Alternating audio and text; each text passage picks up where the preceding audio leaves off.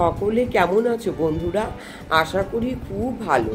সীমাস kitchen থেকে তোমাদের সবাইকে স্বাগত জানাই। শ্রাবণ মাস কিন্তু পড়ে গেছে বন্ধুরা। আর শ্রাবণ মাস মানে কিন্তু মহাদেবের পুজো। এই পুজোতে আমরা সকলেই মেতে উঠি।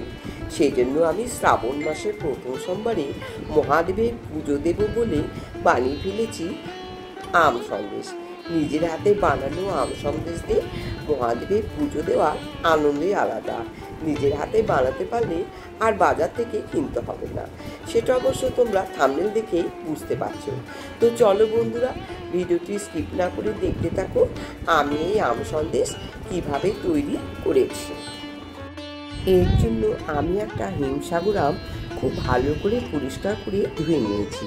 তারপরে দেখো বন্ধুরা, চাকুর সাহায্যে আমি এরকমভাবে কেটে নিয়েছি। দেখো, তারপরে আমি খোসা থেকে আস্তে আস্তে ছাড়িয়ে নিয়েছি।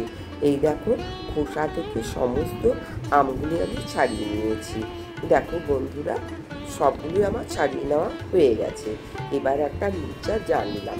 তার মধ্যে প্রথমে আমগুলো দিলাম, তারপরে দিলাম 1 কাপ মতো চিনি। চিনিটা অবশ্য তোমরা তোমাদের স্বাদ মতো দেবে। এবার দেখো, আমি একটা সুন্দর পেস্ট বানিয়ে নিয়েছি। এক্ষেত্রে না বন্ধুরা, হিমসাগর আমটাই বেটার। হিমসাগর আমের মধ্যে কোনো আঁশ থাকে না। দেখো বন্ধুরা, এর মধ্যে কোনোরকম কিন্তু আঁশ নেই। তারপরে আমি একটা কড়া নিলাম, নিয়ে 1 চা চামচ মতো ঘি দিলাম।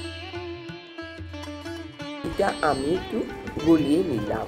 দেখো, এইভাবে আমি ঘি একদম মেল্টেড করে নিলাম। তারপরে দিলাম আমি 1 কাপ মতো ঠান্ডা জল। এই ঠান্ডা জল দিলে বন্ধুরা নিচে কিন্তু দুধ লেগে যাবে না, তাই আমি এই ঠান্ডা জলটা দিলাম। তারপরে আমি 1 কাপ মতো আগে থেকে জাল দেওয়া বেশ ঘন দুধ দিলাম। এবার খুব ভালো করে জাল দিয়ে নেব। তারপরে দিলাম বন্ধুরা, আমি ঈষৎ উষ্ণ গরম দুধের মধ্যে একটু কর্নফ্লোর গুলিয়ে নিয়ে দিলাম। দেখো, এর ফলে না দুধটা বেশ ঘন হয়ে আসবে। তারপরে দিলাম আমি বাড়িতেই বানানো খোয়া ক্ষীর। এই ক্ষীর আমি নিজের হাতেই তৈরি করেছি। এবার ক্ষীরটা খুব ভালো করে মিশিয়ে নেব। দেখো, এর জন্য কিন্তু অনবরত নাড়তে হবে। আর হিট কিন্তু বন্ধুরা একদম লো টু মিডিয়ামে রাখতে হবে। কোনো কারণে কিন্তু বেশি দেওয়া যাবে না, তাহলে কিন্তু দুধ নিচে লেগে যাবে।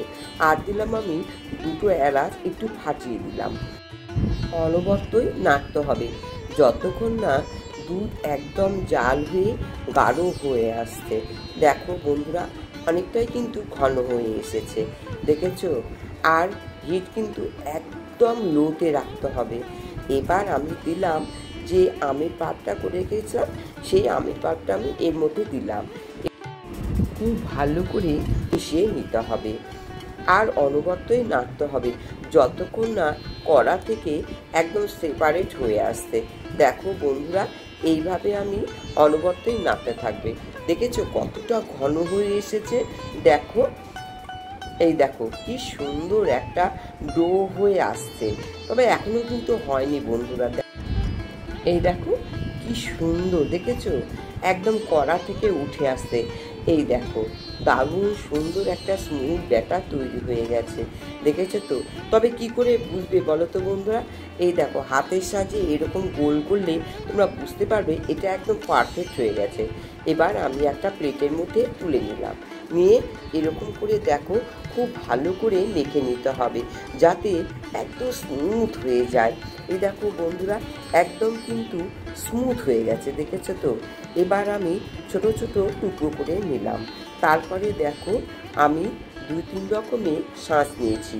এর মধ্যে আমি এই ক্ষীরগুলো দিলাম, দিয়ে দেখো সঙ্গে সঙ্গে কিন্তু আমি উঠে নেব না, কিছুক্ষণের জন্য রেখে দিলাম। এই দেখো, কিছুক্ষণ পরে আমি দেখো তুলে নেব, সেগুলো সরাসরি উঠে আসবে।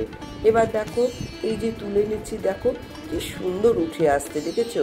এই দেখো স্মুথলি উঠে আসছে, কি সুন্দর। দেখো বন্ধুরা, দেখে মনে একদম শান্তি, কি সুন্দর, মানে এত ভালো লাগছে যে তোমাদের কি বলবো বন্ধুরা। এইভাবেই দেখো আমি সব সন্দেশগুলো বানিয়ে ফেলেছি। আর দেখো কতটা পারফেক্ট হয়েছে। কাজগুলো দেখেছো বন্ধুরা, কি সুন্দর হয়েছে, কি বলবো তোমাদের।